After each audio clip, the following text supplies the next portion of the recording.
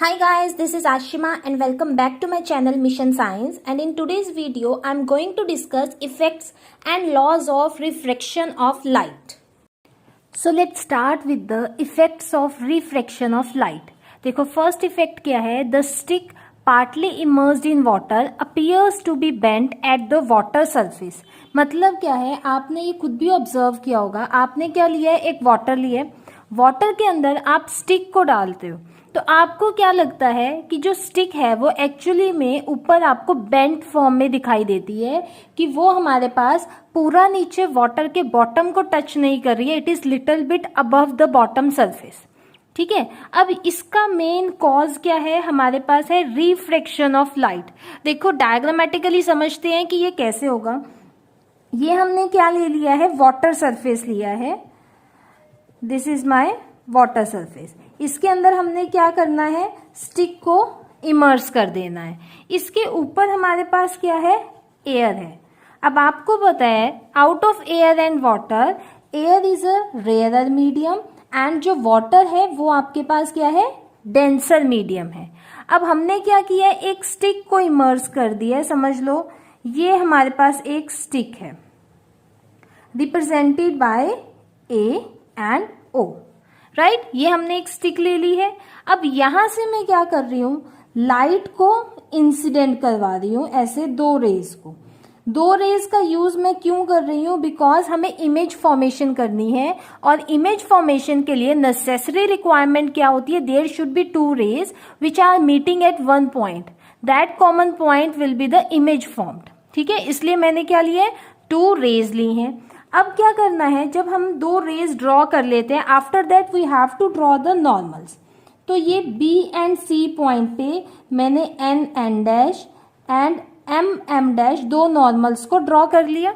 अब जैसे लाइट रे बी एंड सी पॉइंट पे आएगी, यहाँ पे वो क्या ऑब्जर्व करती है, there is a change in medium from water to air. Water to air का मतलब क्या है, the light goes from denser medium to rarer medium. तो इसमें रूल क्या होता है, there will be a bending of light away from the normal. ठीक है, आपको मैंने पहले भी बताया था, रेयरर से डेंसर में जाने से there will be a bending of light towards the normal, but when we go from denser medium to rarer medium, the bending of light away from normal take place. तो ये मैंने away from the normal bending of light show कर दी है. यहाँ पर क्या है, हमने आईज है, means we are standing here, हम तो बाहर से ही ऑब्जर्व करेंगे. तो अब आपको क्या दिख रहा है कि यहाँ पर ये जो दोनों रेज हैं, दे आर डाइवर्जिंग. ये आगे जाके क्या हो रही है, स्प्रेड हो रही है. दैट मीन्स ये एक पॉइंट पर मीट नहीं कर सकती है. तो अब मुझे क्या करना पड़ेगा, इसको बैक एक्सटेंड करना पड़ेगा. देखो अगर मैं बैक एक्सटेंड करती हूँ तो मैं ऑब्जर्व करूंगी कि यहाँ पे क्या है, यहाँ कहीं इमेज फॉर्म हो जाएगी. यहाँ इमेज फॉर्म होने का मतलब क्या है कि मेरे को जो स्टिक है वो ऐसे यहाँ पर दिखेगी. This is my image form. तो यहाँ से क्या ऑब्जर्व होता है, एक्चुअली जो स्टिक का लेवल है that is at O, but जब हम उसको बाहर से देखते हैं हमें स्टिक का बॉटम लेवल कहाँ पर दिखता है, यहाँ पर दिखता है. That's why we are saying that a stick partly immersed in water appears to be bent at the water surface. Water surface में वो bending form में दिखाई देती है. तो इसका main reason आप क्या लिखोगे, this is due to refraction of light. अगर आपके पास ये क्वेश्चन आ जाता है कि वैसे तो most of the times question आता है कि इसको डायग्रामेटिकली एक्सप्लेन करो, तब आपको सिर्फ ये फिगर बनानी है. सेकेंडली आप क्या लिखोगे, ये स्टेटमेंट लिखोगे, इसके आगे लिखोगे this is due to refraction of light.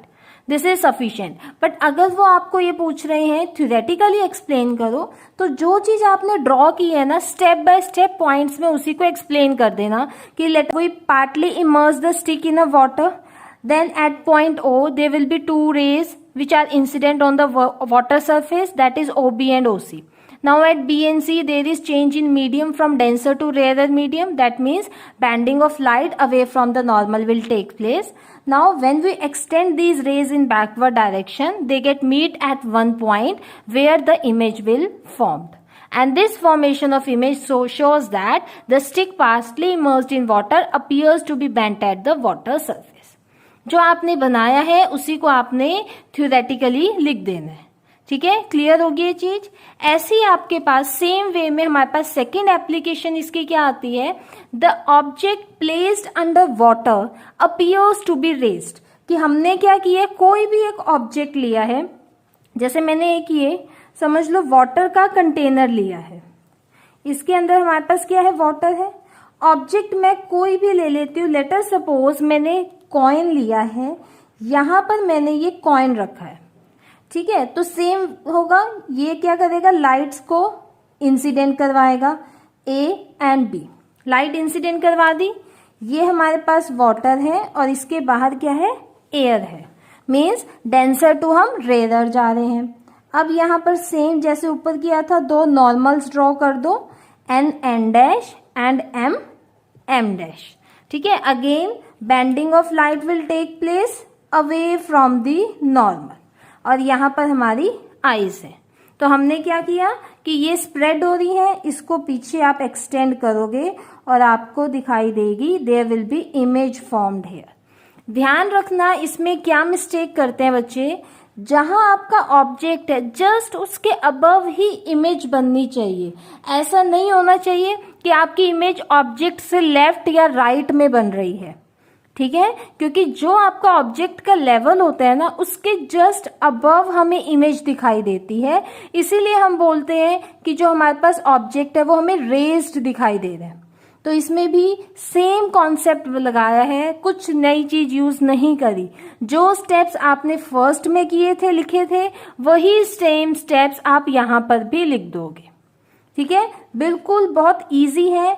Secondly आपको ये स्टेटमेंट्स याद होनी चाहिए, क्योंकि कई बार वो क्या बोलता है एग्जामिनर कि effects of refraction of light explain करो, ठीक है, तो आप सबसे पहले स्टेटमेंट आपको लिखनी पड़ेगी, तो स्टेटमेंट को अच्छी तरह से याद कर लेना, तभी आप इसके रे डायग्राम्स। थर्ड अब हमारे पास क्या आता है, a pond of water appears to be less deep than it actually is. अब आप देखो कई बार आप स्विमिंग पूल में जाते हो तो बाहर से क्या दिखता है कि जो स्विमिंग पूल है उसमें वाटर इतना ज्यादा नहीं है, it is not much deep, but जैसे आप उसके अंदर जाते हो तो फिर आपकी लेग्स क्या है, बहुत डीप में चली जाती हैं, तब आपको रियलाइज होता है कि जो आपके पास वाटर है पूल में वो आपका एक्चुअली में इट इज मोर डीप, ठीक है, कि जितना हमें लग रहा था बाहर देखने से कि वो इतना ज्यादा डीप नहीं है, बट एक्चुअली में क्या होता है, वो हमारे पास बहुत ज्यादा डीप होता है। अब देखो इसको भी डायग्रामेटिकली हम कैसे शो करेंगे,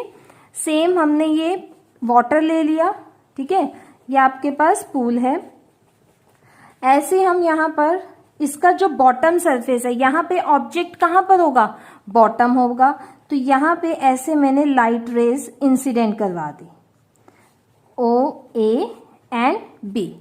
जैसे ही यहाँ पर वाटर है, ये इसका अबव लेवल एयर है, तो ए और बी पॉइंट पे हम इसमें नॉर्मल्स को ड्रॉ कर देते हैं, N dash and M dash. तो जैसे ये हमारे पास वाटर के लेवल पर आएगा, bending of light will take place, तो बेंडिंग ऑफ लाइट कैसे होगी, अवे फ्रॉम दी नॉर्मल, तो ये ऐसे हमारे पास बेंडिंग ऑफ लाइट हो जाएगी, और बाहर हमारी यहाँ पर आईज है। तो अब हम इसको क्या करते हैं, बैक एक्सटेंड कर देते हैं, तो देखो जब बैक एक्सटेंड करते हैं, here will be the image formed. तो हम यहाँ से क्या बोल सकते हैं कि ये हमारे पास क्या थी, actual depth of the water, ये एक्चुअल डेप्थ थी हमारे पास, बट हमें क्या दिखाई देती है, इतनी दिखाई देती है, so this will be known as apparent depth, ठीक है, कि रिफ्रैक्शन की वजह से हमें जो पूल में वाटर होता है that will be appear to us less deep than it actually is, ठीक है। आई होप ये तीनों एप्लीकेशंस क्लियर होंगी, बिकॉज तीनों में हमने सेम कॉन्सेप्ट यूज किया है, we are going from water into air means denser into rarer medium, तो bending of light away from normal will take place. दो इसकी एक और आपके पास एप्लीकेशन है, that is the stars appears to twinkle on the clear night, कि twinkling of stars क्यों होती है वो हम नेक्स्ट चैप्टर में स्टडी करेंगे, that is in human eye. के बाद अब हम देखते हैं कि laws of refraction of light क्या होते हैं। जैसे हमने रिफ्लेक्शन के लॉज पढ़े थे, ऐसे ही आपके पास क्या है, रिफ्रैक्शन के भी लॉज हैं। तो फर्स्ट लॉ हमारे पास सेम है जो रिफ्लेक्शन का था कि ऑल द 3 लाइट रेज, कौन कौन सी, इंसिडेंट, रिफ्रैक्टेड एंड नॉर्मल। वहां पर क्या थी, इंसिडेंट, रिफ्रैक्टेड के प्लेस पर वहां पर रिफ्लेक्टेड थी। They all lie in same plane, कि ये दोनों तीनों रेज क्या है, सेम प्लेन में लाई करती हैं, ये हमारा सेम है। सेकेंड जो हमारे पास लॉ है उसको हम स्नेल्स लॉ कहते हैं, क्योंकि ये लॉ स्नेल ने दिया था, स्नेल वॉज द साइंटिस्ट, तो that's why the name of this law is Snell's law. इसने क्या बोला था हमारे को कि the ratio of sine of angle of incidence to the sine of angle of refraction is a constant quantity. बहुत important law है कि ये क्या बोलता है कि जब हम रेशियो निकालते हैं sine of angle of incidence to the sine of angle of refraction, that will be a constant quantity. और इस कांस्टेंट का नेम स्नेल ने क्या दिया था, रिफ्रैक्टिव इंडेक्स, कि इस कांस्टेंट को हम क्या बोलते हैं, रिफ्रैक्टिव इंडेक्स बोलते हैं, denoted by small N. That means अगर आपसे पूछ ले रिफ्रैक्टिव इंडेक्स की वैल्यू फाइंड आउट करो, and if you have given angles, angle I and angle R given है, तो आपको ये फॉर्मूला यूज करना है। ठीक है, क्लियर हो गए हैं कि दोनों लॉज क्या है। First is all the 3 rays lie in the same plane. Lie in the same plane का मतलब है प्लेन ऑफ पेपर की बात कर रहे हैं, कि तीनों की तीनों रेज क्या है, प्लेन ऑफ पेपर में लाई करती हैं। सेकेंड लॉ क्या कहते हैं, the ratio of sine of angle of incidence to the sine of angle of refraction is a constant quantity. अब यहां से मेन चीज क्या आती है, आपके पास कॉन्सेप्ट ऑफ रिफ्रैक्टिव इंडेक्स आता है। तो जो रिफ्रैक्टिव इंडेक्स है ये हमें एक्चुअली में बताता गया है amount of bending of light, ये इसकी सिग्निफिकेंस है। आपसे क्वेश्चन पूछ लेते हैं, बहुत ही इंपॉर्टेंट है कि सिग्निफिकेंस बताओ रिफ्रैक्टिव इंडेक्स की क्या होती है, तो आप ये बोलोगे कि जो रिफ्रैक्टिव इंडेक्स है it gives us the information about the bending of light, कि अगर एक मीडियम से दूसरे मीडियम में लाइट जा रही है तो उसमें बेंडिंग कम होगी या फिर ज्यादा होगी। तो यहां से क्या कंक्लूजन आप कह सकते हो कि जितना ज्यादा रिफ्रैक्टिव इंडेक्स होगा, more the value of n, more will be bending of light, कि उस मीडियम में सबसे ज्यादा बेंडिंग ऑफ लाइट होगी। ठीक है, तो अब हम देखते हैं हमें कैसे पता चले कि किसका रिफ्रैक्टिव इंडेक्स ज्यादा होगा, किसका कम होगा। आपको जब मैंने रिफ्रैक्शन का कॉन्सेप्ट स्टार्ट करवाया था वहां पर आपको रेयरर और डेंसर मीडियम में दो मैंने वेज बताए थे, how will you distinguish rarer and denser medium. एक था स्पीड ऑफ लाइट से कर सकते हो, सेकेंड हम कर सकते थे डेंसिटी से, और थर्ड हम रिफ्रैक्टिव इंडेक्स से भी बता सकते हैं the type of the medium. अब वो समझते हैं कि हम कैसे बता सकते हैं। देखो, रिफ्रैक्टिव इंडेक्स क्या बताता है, बेंडिंग ऑफ लाइट। इसका मतलब कि जिस भी मीडियम में बेंडिंग होनी है हमें उसका रिफ्रैक्टिव इंडेक्स पता होना चाहिए। ठीक है, for example if you have 2 mediums, one is air one is glass, और लाइट अगर एयर से ग्लास में जा रही है इसका मतलब ग्लास में बेंडिंग होगी। दैट मीन्स आपको रिफ्रैक्टिव इंडेक्स ग्लास का पता होना चाहिए with respect to air. Similarly अगर हम ऐसे कह रहे हैं we are going from glass into water या फिर ग्लास इनटू एयर, तो जिस भी मीडियम में बेंडिंग ऑफ लाइट होती है उसी मीडियम का हमेशा रिफ्रैक्टिव इंडेक्स निकलता है। तो अगर मैं यहां पर ये बोल दूं कि आपके पास समझ लो this is medium 1, this is medium 2, light हमारे पास फॉल कर रही है और ये आ रही है विद वेलोसिटी v1 AO, और यहां पर कहीं जाके वो बेंड हो जाएगी विद वेलोसिटी v2। ठीक है, अभी मैं रेयरर डेंसर की बात नहीं कर रही हूं, तो मैं इसको कैसे लिखूंगी, देखो, refractive index of medium 2 with respect to medium 1। ठीक है, ये वर्डिंग बहुत इंपॉर्टेंट है समझनी कि हमें 2 में बेंडिंग हो रही है तो 2 का रिफ्रैक्टिव इंडेक्स निकालेंगे विद रिस्पेक्ट टू मीडियम 1। अब देखो इसको लिखते कैसे हैं, रिफ्रैक्टिव इंडेक्स को स्मॉल n से रिप्रेजेंट करते हैं। मीडियम 2 का निकालना है तो 2 को आगे लिखते हैं, 1 के रिस्पेक्ट में निकालना है तो 1 को पीछे लिखते हैं। दोनों सफिक्स है हमारे पास, जिस भी मीडियम का रिफ्रैक्टिव इंडेक्स निकालना है उसको आगे लिखेंगे और जिसके रिस्पेक्ट में निकालना है उसको पीछे लिखेंगे।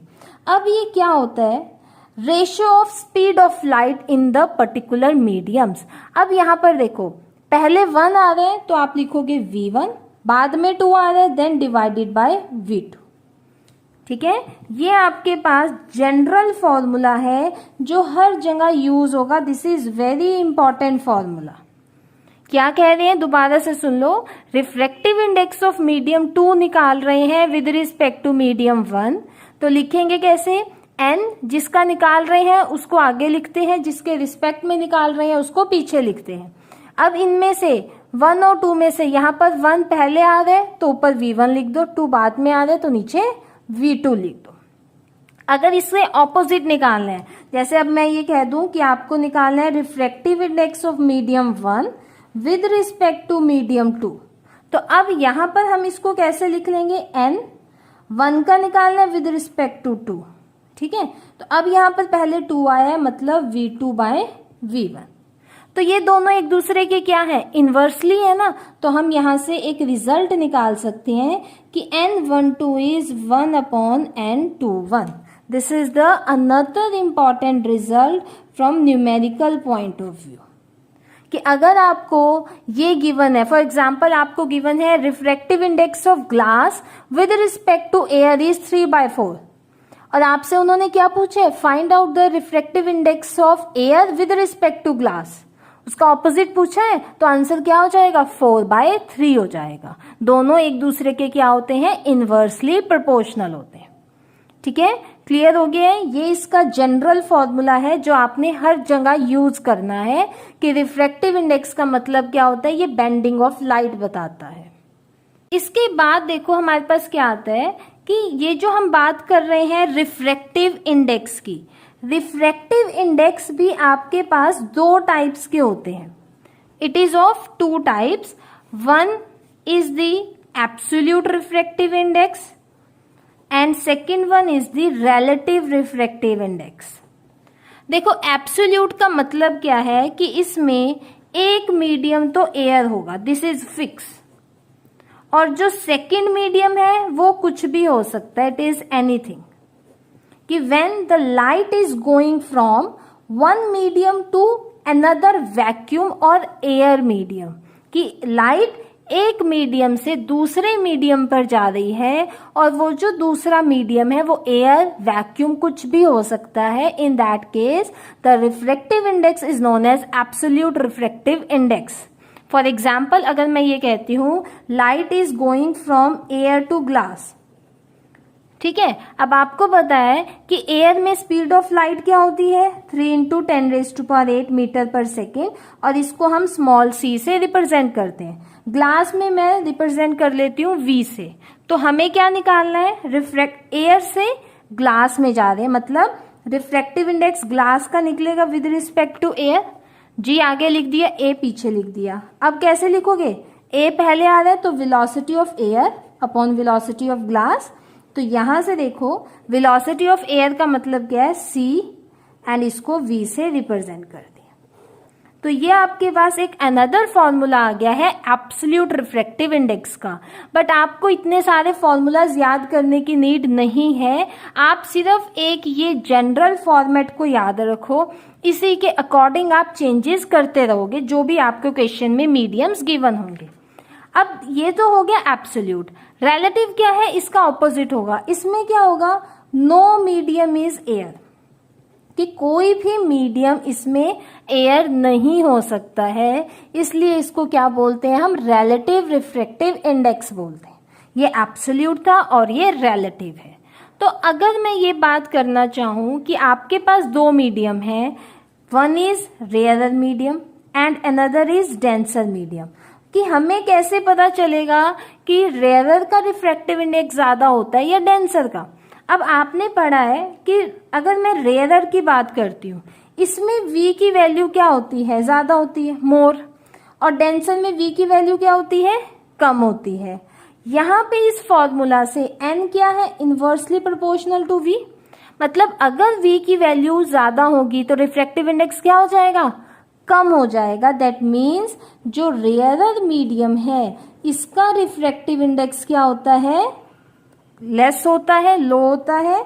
बट जो डेंसर मीडियम होता है इसका रिफ्रैक्टिव इंडेक्स क्या होता है, हाई होता है। ये अनदर पॉइंट ऑफ डिफरेंस आ गया between rarer and denser medium, कि अगर आप रिफ्रैक्टिव इंडेक्स से पता करना चाहो तो आप कर सकते हो।